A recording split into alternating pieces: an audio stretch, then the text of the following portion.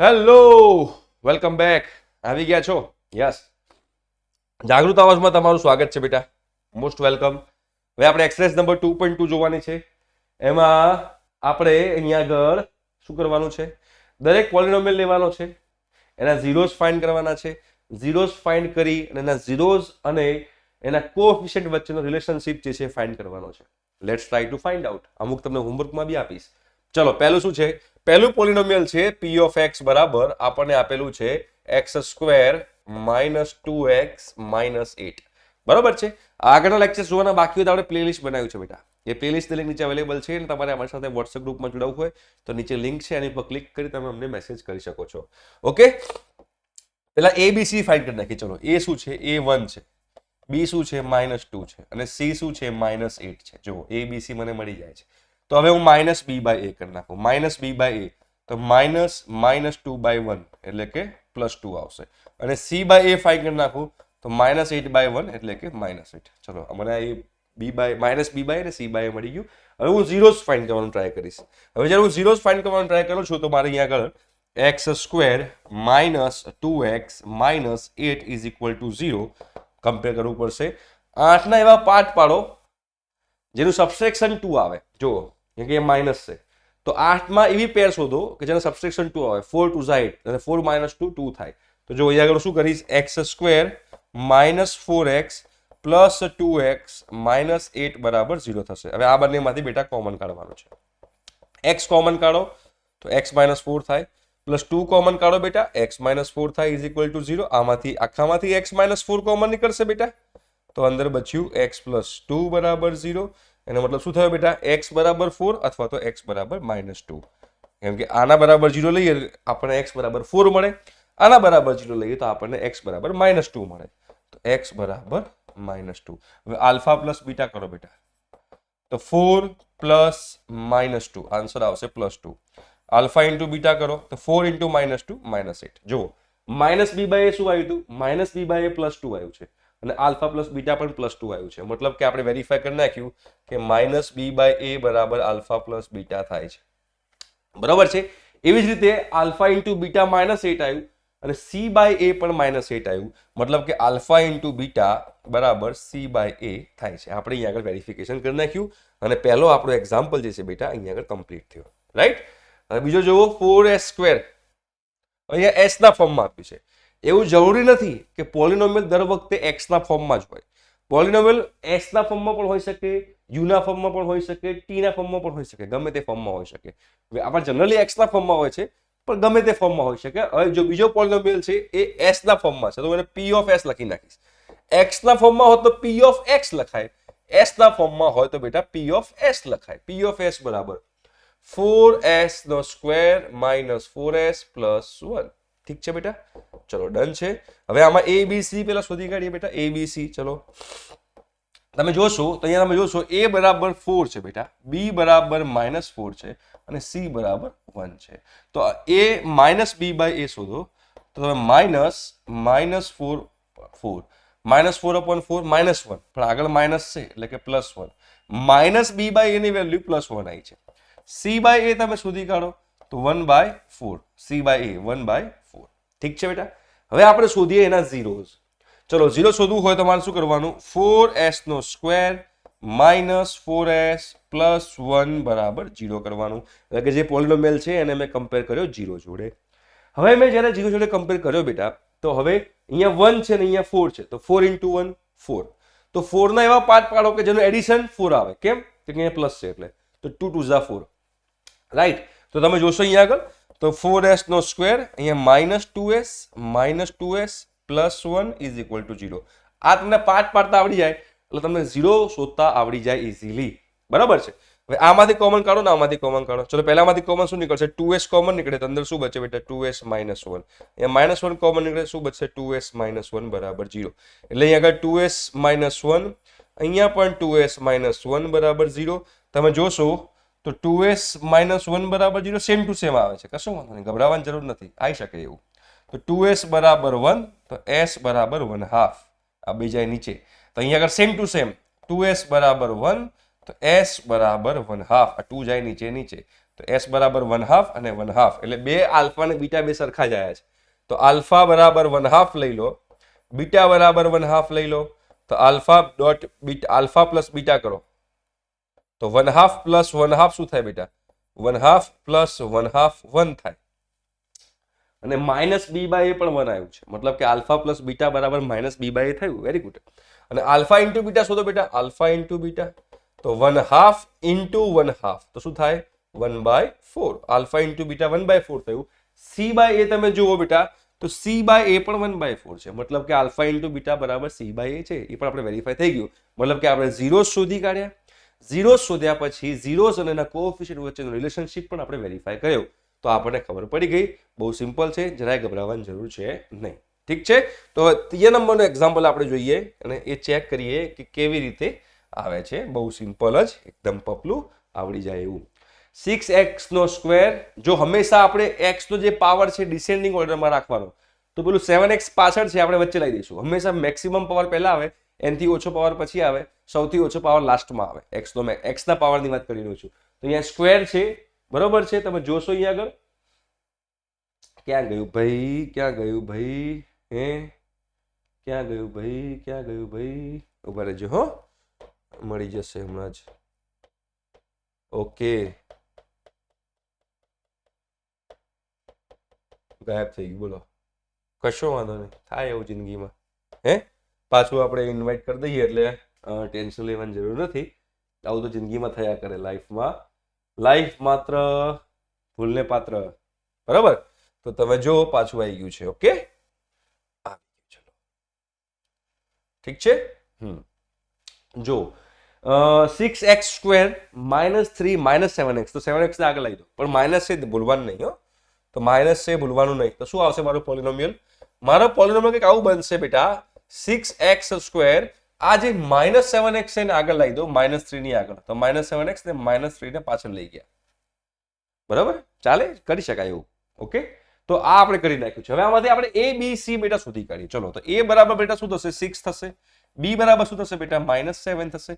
અને c બરાબર -3 થશે. a બરાબર 6, b બરાબર -7, c બરાબર -3.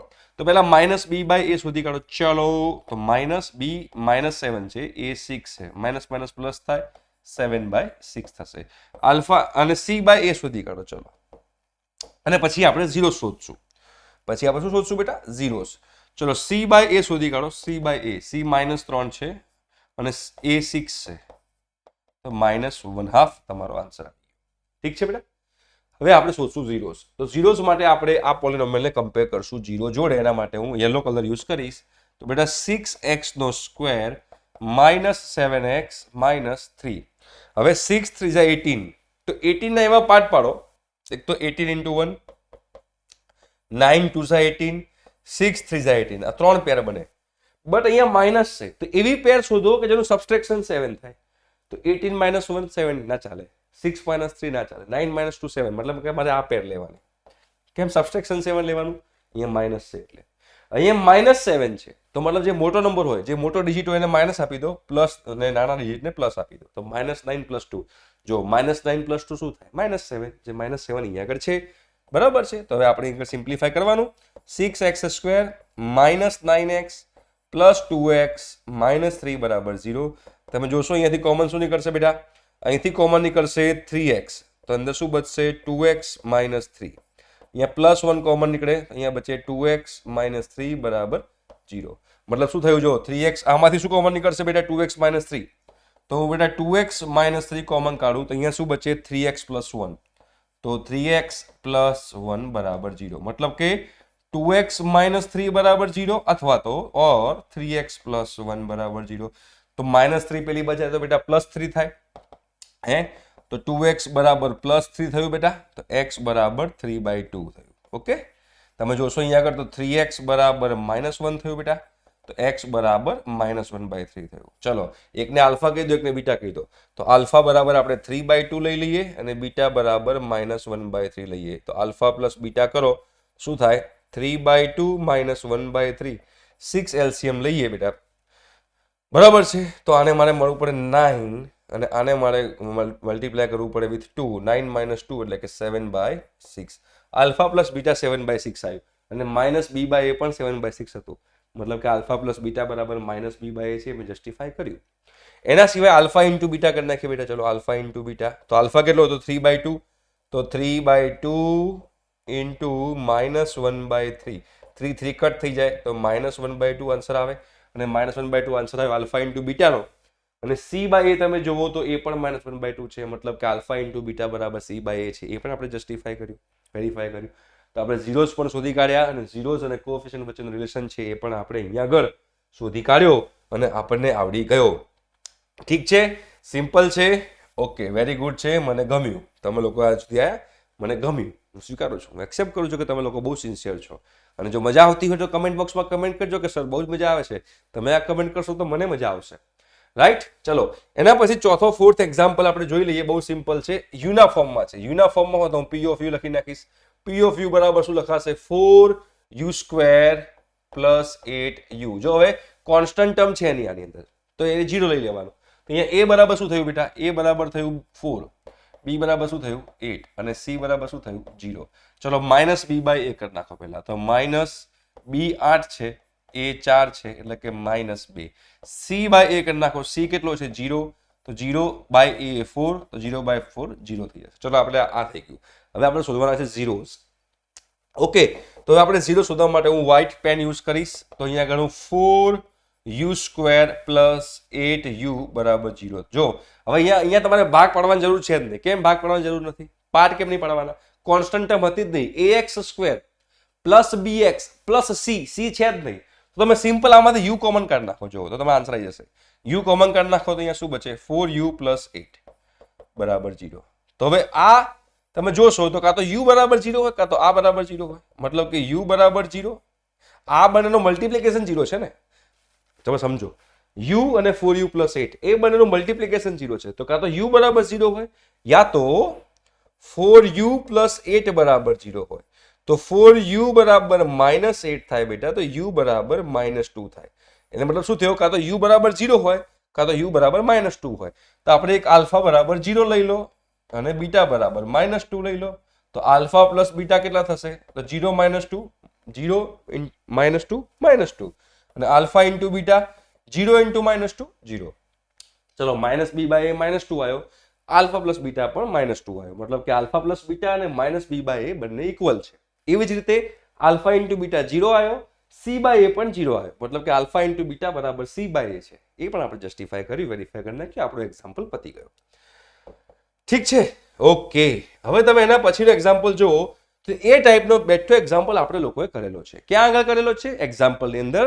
એક્ઝામ્પલની અંદર બેટા શું હતું? એક્ઝામ્પલની અંદર હતું x² - 3 બરાબર 0. અને અહીંયા આગળ જે આપેલું છે એ છે t² - 15 બરાબર 0. તો તમે આને શું લખી શકો? t² માઇનસ સ્ક્વેર રૂટમાં 15 બરાબર 0. જે અહીંયા આપણે એક્ઝામ્પલમાં કર્યું હતું સ્ક્વેર રૂટમાં √3 મતલબ √3 કર્યું હતું, તો √15 તો સેમ ટુ સેમ જે આપણે એક્ઝામ્પલ કરેલો છે એવો બેઠો ને બેઠો આ એક્ઝામ્પલ છે. તો એ જે 5મા નંબરનો એક્ઝામ્પલ છે હું તમને હોમવર્કમાં આપું છું. જોઉં છું કે તમે આનો આન્સર શું મૂકો છો અને રૂટ શું મૂકો છો. એવી રીતે જે એક્ઝામ્પલ નંબર 6 જે છે એ પણ તમને હોમવર્કમાં આપું છું. તમારે કમેન્ટ બોક્સમાં કમેન્ટ કરવાનું છે કે આનો આન્સર શું છે. તો આઈ હોપ સો કે જે પણ ક્વોડ્રેટિક ઇક્વેશન છે એના તમને ઝીરોઝ ફાઇન્ડ કરતા આવડી ગયા હશે, એવું મારું માનવું છે કે તમારા ક્વોડ્રેટિક ઇક્વેશનના ઝીરોઝ તમને લોકોને ફાઇન્ડ કરતા આવડી ગયા હશે. હવે અહીંયા આગળ આપણે શું આપ્યું છે નેક્સ્ટ એક્ઝામ્પલની અંદર ક્વેશ્ચન નંબર 2 ની અંદર. ક્વેશ્ચન નંબર 2 ની અંદર આપણને આપેલું છે કે ઝીરોઝ આપણને આપેલા છે અને જે ઝીરોઝ આપેલા છે એના ઉપરથી મારે પોલિનોમિયલ શોધવાનું છે. ફટાફટ, આ તો બહુ સિમ્પલ છે. તમારે એક જ ઇક્વેશન યાદ રાખવાનું છે. કયું? x². જો તમને બતાવું છું, તમારે એક જ ઇક્વેશન જે મેં પહેલા કીધું હતું એ જ. શું બેટા? x² minus alpha plus beta x plus alpha into beta. આ આપણું ઇક્વેશન છે. બસ ધેટ્સ ઇટ. હવે આલ્ફા બીટા શું છે? ઝીરોઝ. પહેલો એક્ઝામ્પલ જુઓ.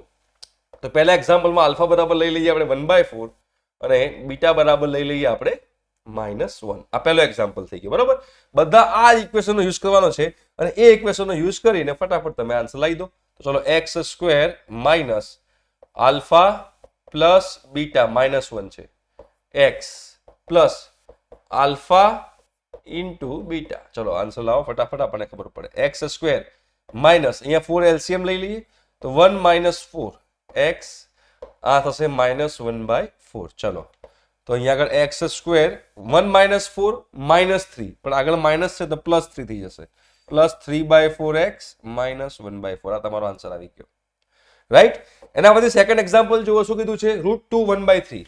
બીજું જે છે આપણને કીધું છે આલ્ફા બરાબર √2 અને બીટા બરાબર 1/3 છે. ચલો સિમ્પલ મૂકી દો પાછું. આ મારા એક્ઝામ્પલ ગણવો બીજા નંબરનો, તો x square minus alpha plus beta, તો √2 + 1/3 x બરાબર છે, પ્લસ આલ્ફા ઇન્ટુ બીટા, તો √2 × 1/3.